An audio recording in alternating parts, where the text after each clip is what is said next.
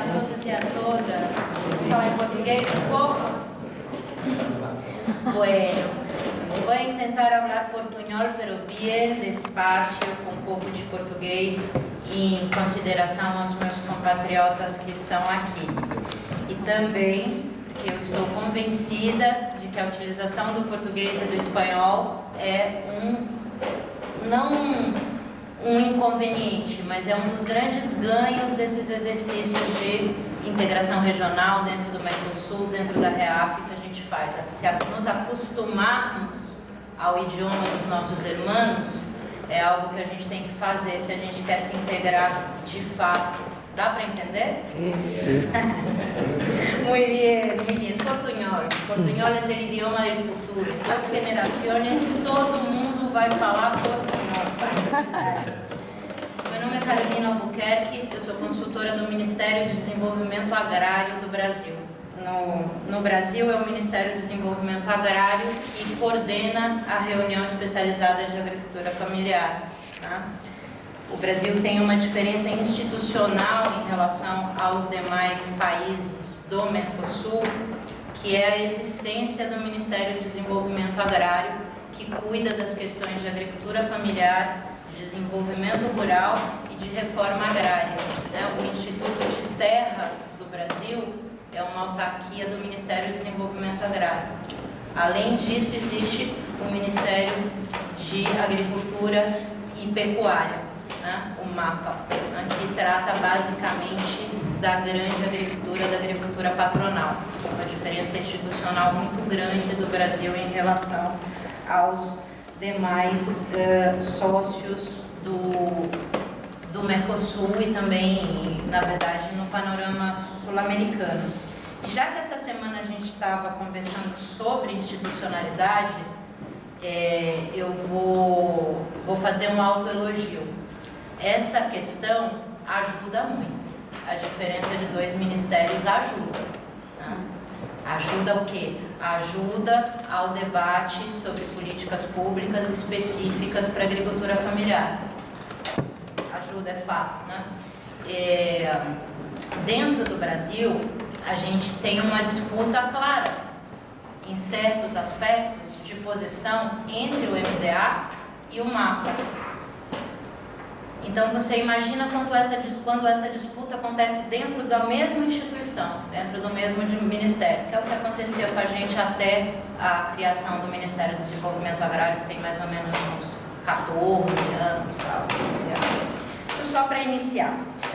Bueno, o que me foi pedido acá foi fazer alguns comentários sobre as ponências que nos hicieron os panelistas de la mañana de hoy, ¿no? Todos muito interessantes, gostaria de agradecer a cada um dos panelistas.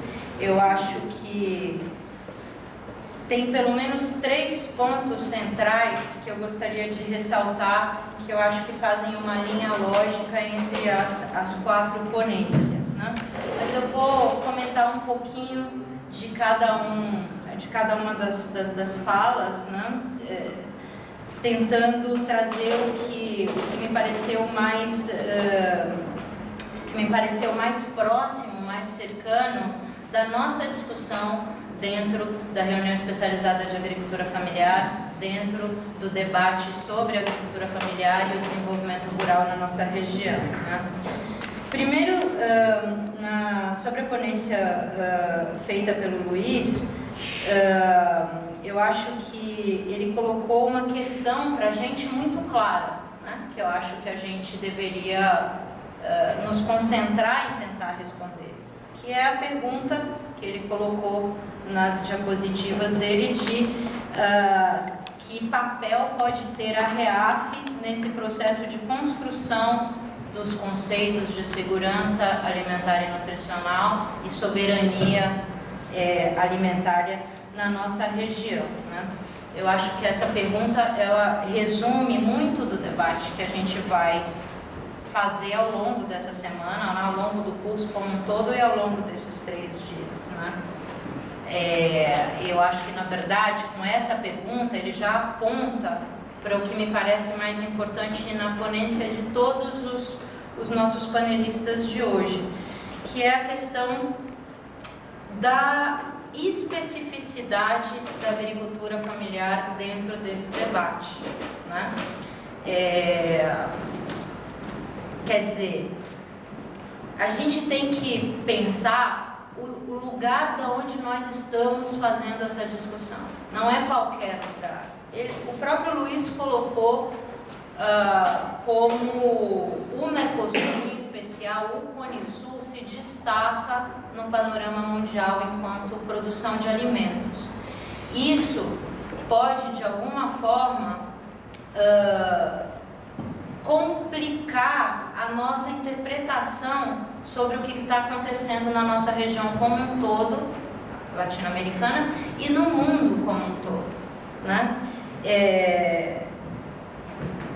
Aqui, não só a gente tem somos a única região superavitária de forma geral em alimentos, porque isso também se pode problematizar, como também, possivelmente, nós somos hoje a região que tem mais desenvolvido, desarrochado, o conceito de agricultura familiar. O conceito de agricultura familiar não é algo que seja tão claro quanto pode ser para nós, argentinos, brasileiros, paraguaios e uruguaios, para o resto do mundo, né?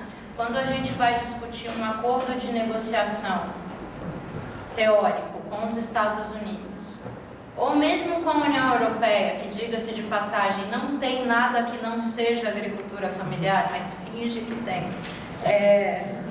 Eles estão entendendo o que a gente está falando, né?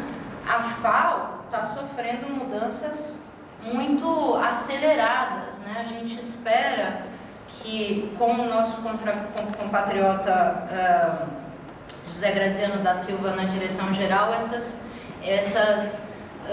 mudanças possam ser ainda mais aceleradas, mas eu acredito que dentro da própria FAO, ou do ICA, do Instituto Interamericano de Cooperação para a Agricultura, ou do FIDA, ainda existe a disputa sobre o modelo de agricultura que a gente está falando.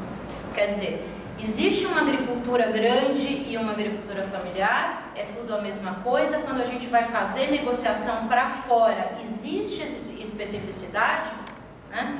Eu acho que isso de alguma forma perpassa as 4 ponências. Especificamente sobre a fala do Luiz, de segurança e soberania alimentar, eu acho que a gente tem uma resposta que a gente vem trabalhando dentro da REAF muito clara. Eu acho que, primeiro, o papel da REAF dentro dessa discussão é insistir, afirmar e disputar que o papel da agricultura familiar nessa discussão é nada menos que o principal, que o mais importante. Na nossa região, quem produz alimento é a agricultura familiar.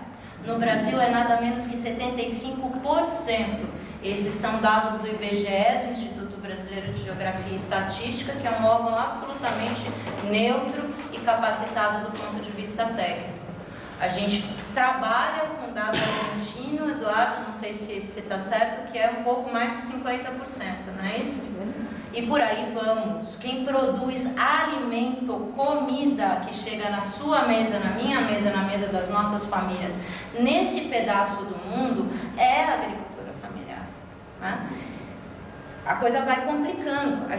Nós somos esses países, não somos outros países. Ao mesmo tempo que a gente come da agricultura familiar, as nossas balanças comerciais, indo aqui um pouco para as companheiras, dependem muitíssimo do produto agrícola que não é produzido pela agricultura familiar, que é produzido pela grande agricultura.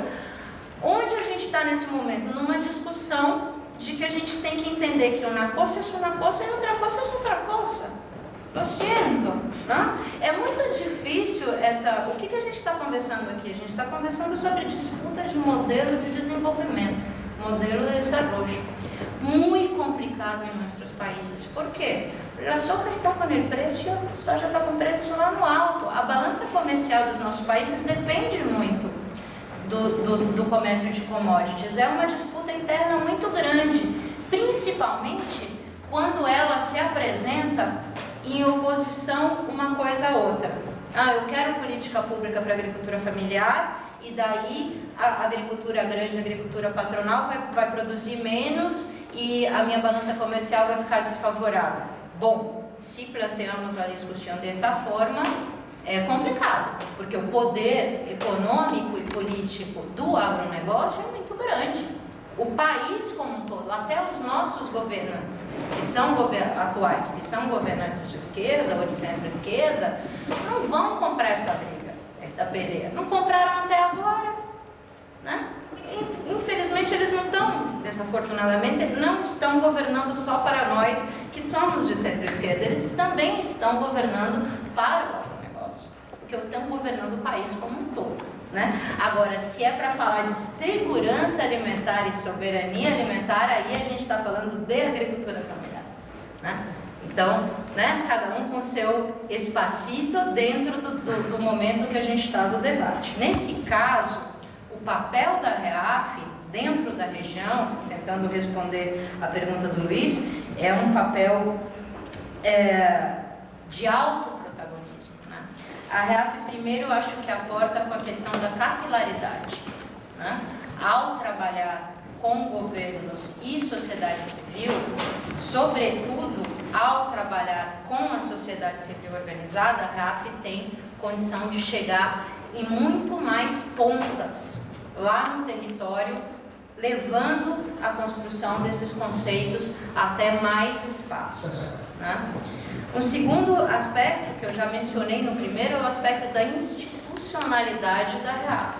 A REAF é o único organismo, o único órgão, a única entidade, a única instância dentro da América do Sul que tem as seguintes distinções, que trabalha diretamente com o tema da agricultura familiar, com os governos estabelecidos e com as organizações sociais representativas do setor.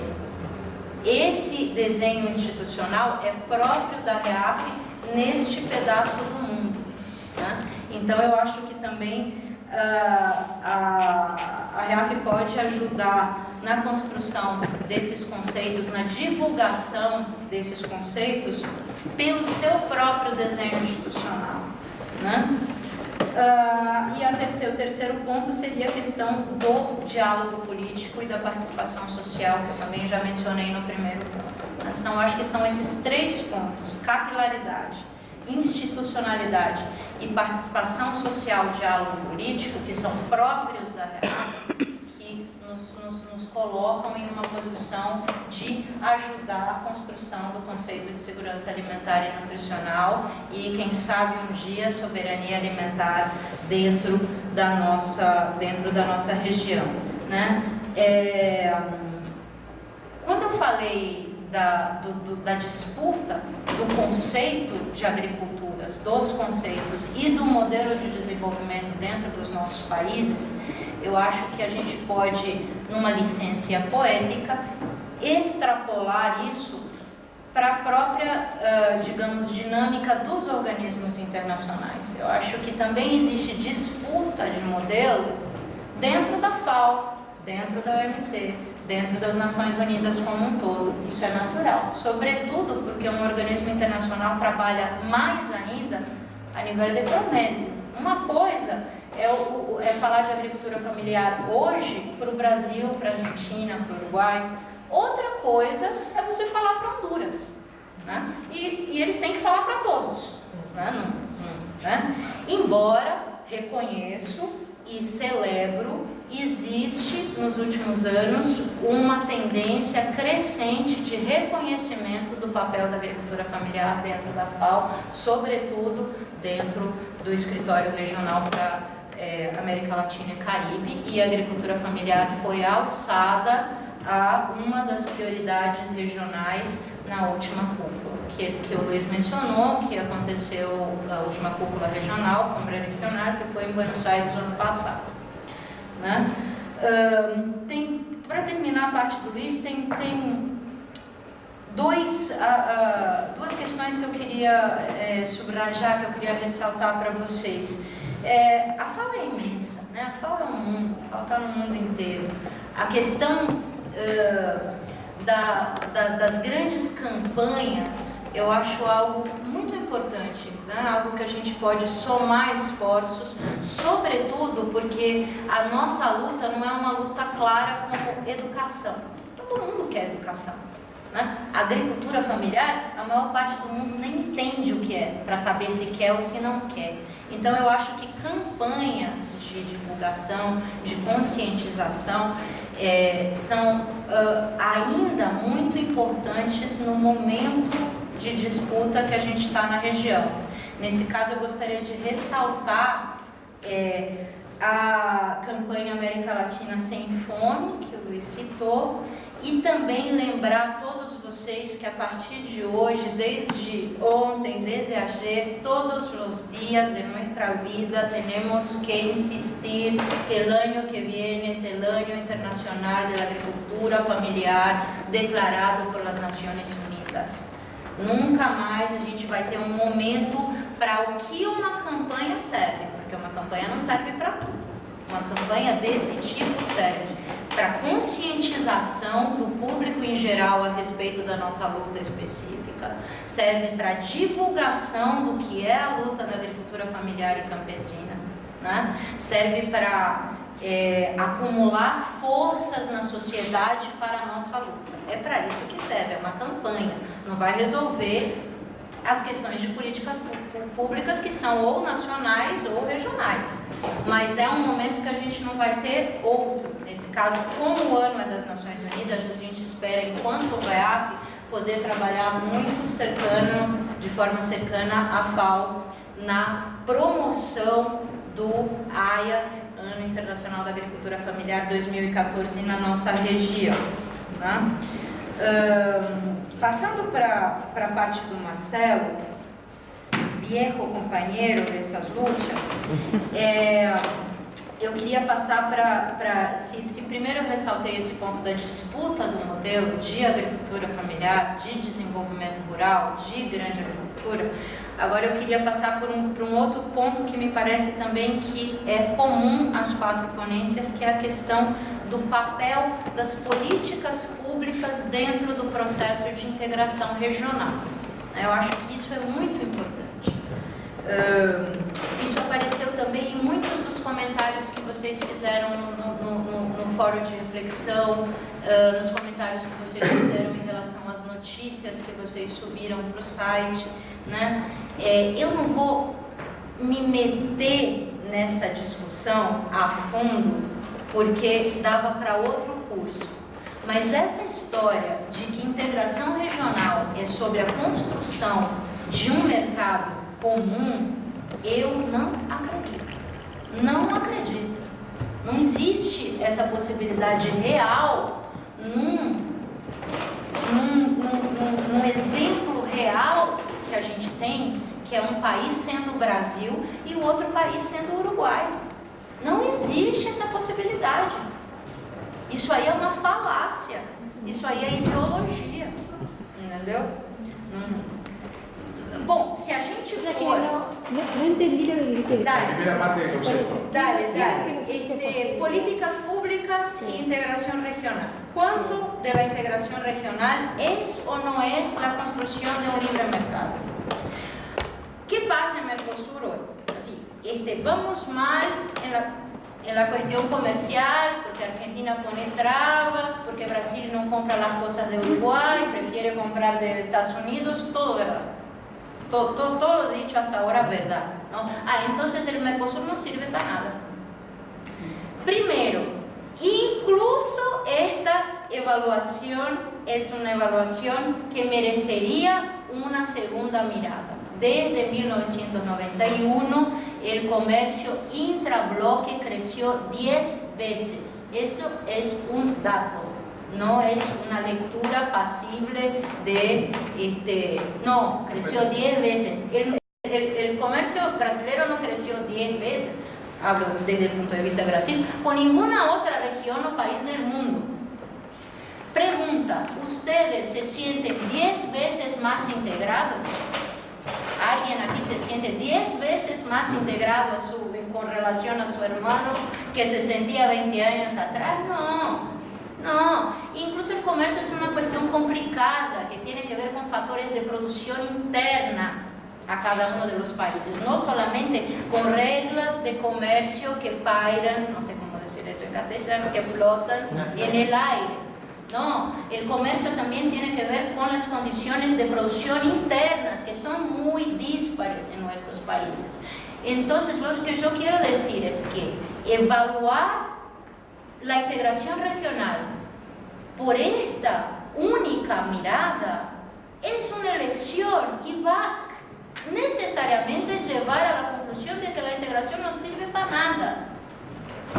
Entonces, ¿cuál es la salida? La salida es, existen otras formas de integración y están basadas ¿dónde? En las políticas públicas, en la armonización o coordinación o integración, la palabra que más les guste, de las políticas públicas domésticas, o sea, yo tengo una política como Brasil, Paraguay tiene una política como Paraguay, vamos a tratar que ellas no choquen, ¿no? Es que, o en algunos casos, pocos, la creación de políticas públicas propriamente regionais. Esse é o exemplo da REAF. A REAF trabalha para a harmonização e a criação de políticas públicas regionais. Tá? ¿Por qué yo hablaba de Marcelo? Porque el gran ejemplo para fuera de la REAF, fuera de la agricultura familiar, de este ejercicio o de esta tendencia de integración es el PEAS, es el Plan Estratégico de Acción Social del Mercosul. No Brasil a gente fala que é como se fossem os ODMs da ONU, os Objetivos de Desenvolvimento do Milênio da ONU. Só que o PEAS é muito mais avançado. O PEAS é muito mais, assim, ousado, digamos, dessa forma. Né? Peraí. Questão das políticas públicas e da harmonização, que eu acho que é um conceito que eu gostaria que se ficar uma ideia para vocês, é essa da harmonização de políticas públicas, né? Eu queria dar um exemplo concreto dentro da REAF, que inclusive faz menção à questão da institucionalidade do Mercosul, que é o tema que a gente vinha tratando semana passada no curso, né?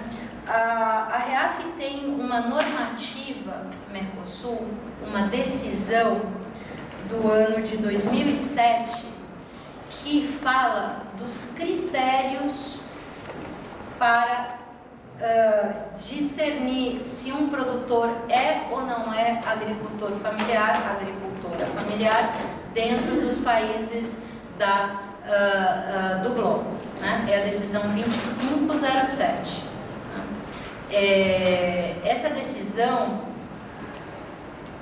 o que ela traz? Ela traz critérios mínimos para que os países pudessem se basear no momento de registrar seus agricultores, seus produtores, suas produtoras. Como a gente trabalha claramente, sem preconceito, sem prejuízo, sem vergonha, sem nada, em políticas diferenciadas, políticas discriminatórias para a agricultura familiar, a gente tem que ter uma base muito clara de quem que a gente está beneficiando, né? Que é para não beneficiar quem não precisaria deste benefício, né? Essa decisão transforma o Mercosul no único bloco regional do mundo, porque lembrem-se, os blocos regionais existentes no mundo hoje não são o Mercosul e a União Europeia. Tem um monte de bloco na África, tem um monte de bloco na Ásia. Um monte. A gente não ouve nem falar. O Mercosul é a única região do planeta, bloco regional do planeta, que consta, que possui critérios comuns para a classificação da agricultura familiar, né? Isso não é pouco, né? Isso levou ao que a gente considera hoje em dia o grande resultado da REAF, que foi uma decisão tirada no mais alto nível de normativa do Mercosul pelo Conselho do Mercado Comum em dezembro do ano passado, a decisão 5912, que reconhece mutuamente os registros que foram feitos a partir da resolução 2507 que eu mencionei anteriormente, né? Então, os países registraram os seus agricultores familiares ao longo desses 5 anos, 6 anos, e agora nós reconhecemos, o Brasil reconhece o registro argentino, a Argentina reconhece o registro uruguaio como válido. A partir daí, a gente tem uma base de registros que permite que a gente desenvolva políticas harmônicas ou, quem sabe, mesmo regionais. Exemplo de política pública para sair do conceito, né? Política pública que nos interessa, e aí já dando um salto diretamente para a apresentação da Natália, é a política de compras públicas de produtos alimentícios provenientes da agricultura familiar. Eu acho que esse é o tema, se a gente vai falar de política pública para a agricultura familiar na região. Quando o Luiz fala da necessidade de focar, por exemplo, na questão da alimentação escolar, focar como?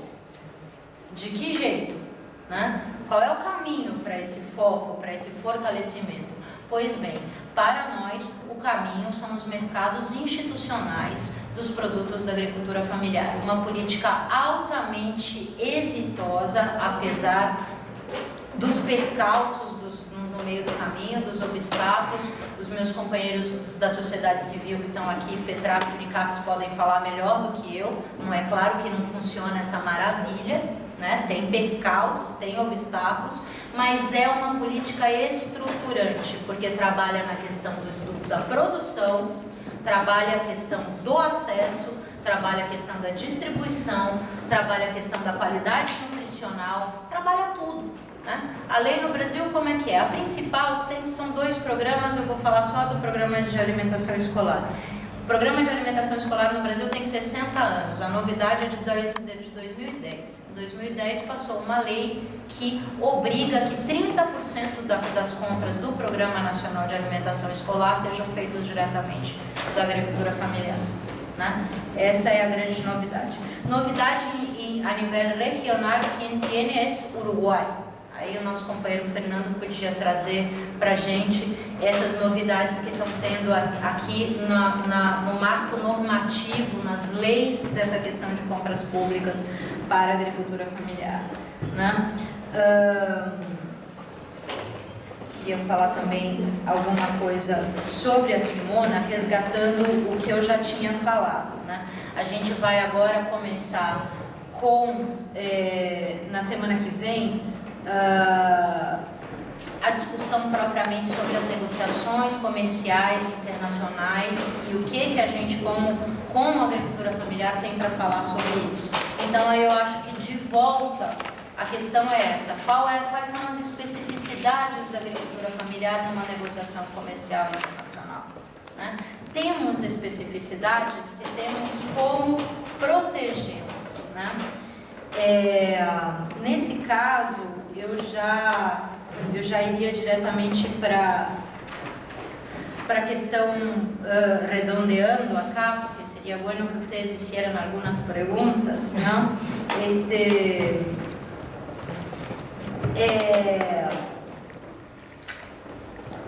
Quando a gente está pensando, eu queria falar algumas poucas coisas. Numa negociação comercial internacional, a principal que a gente está vivendo hoje em dia é com a União Europeia, né? Então,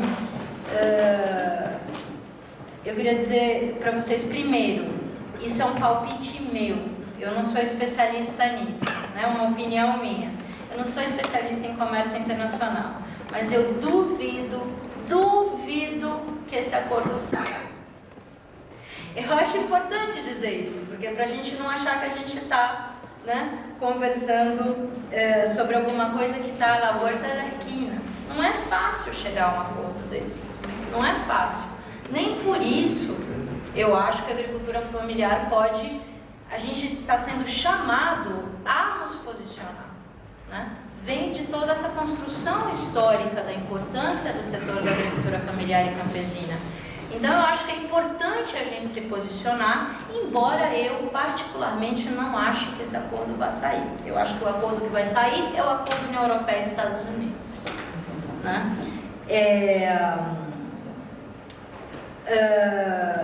Nesse sentido, eu acho que a fala da Natália, ela colocou exatamente como a gente se posiciona enquanto REAF, pelo que temos conversado até agora. Não é uma posição que a gente já tenha, digamos, cerrado, e claramente é como se a gente se posiciona a nível doméstico no Brasil, né? E com isso eu termino, né? O que eu acho que a gente... Por que esse exercício de nós estarmos aqui agora no Uruguai, fazendo esse curso juntamente com o CEFI e discutindo o papel da agricultura familiar dentro dessas negociações, né?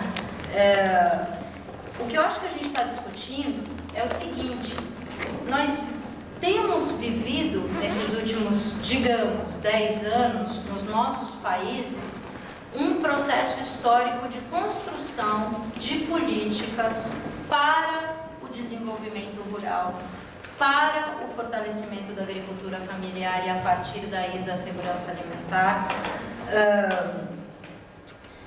em maior ou menor escala, dependendo do país, mas claramente um processo de construção de políticas públicas diferenciadas para a agricultura familiar e campesina. Então, o que nos traz aqui é o seguinte: é o objetivo de garantizar que nenhuma destas negociações se desaga, não sei se desaga, que se desaga lo que foi hecho internamente. Essa é a única frase importante de todo de lo que eu he dicho agora, é esta, não? Então, foi uma pelea interna com o MAPA, Ministério da Agricultura, com o Ministério da Hacienda em Brasil, para passar a lei de los 30% obrigatório de compra da agricultura familiar em alimentação escolar, e não pode ser que um acordo com a União Europeia me deshaga isso. É só isso. Em português temos um dicho que é não descobrir um santo para cobrir outro. Então, é esto lo que me parece que nos trae acá. Nosotros tenemos un capital de políticas públicas específicas para el desarrollo rural, para la agricultura familiar, para un modelo de desarrollo amplio, inclusivo, basado en lo que es el mercado consumidor interno, y no volver a transformarnos en lo que ya fuimos históricamente. Não hace falta volver a sermos para saber qué va a acontecer si insistimos en un modelo de desarrollo de monoexportación de productos agrícolas. Ya fuimos eso toda la historia. No hace falta hacer de nuevo, porque la soja está con el precio allá arriba, para ver qué va a pasar con nuestros países. Entonces era esto, gente, no descubrir con las negociaciones comerciales internacionales o regionales, caso del protocolo Mercosur de compras públicas, los santos que con mucha lucha logramos cubrir con las políticas internas. Era esto, gracias.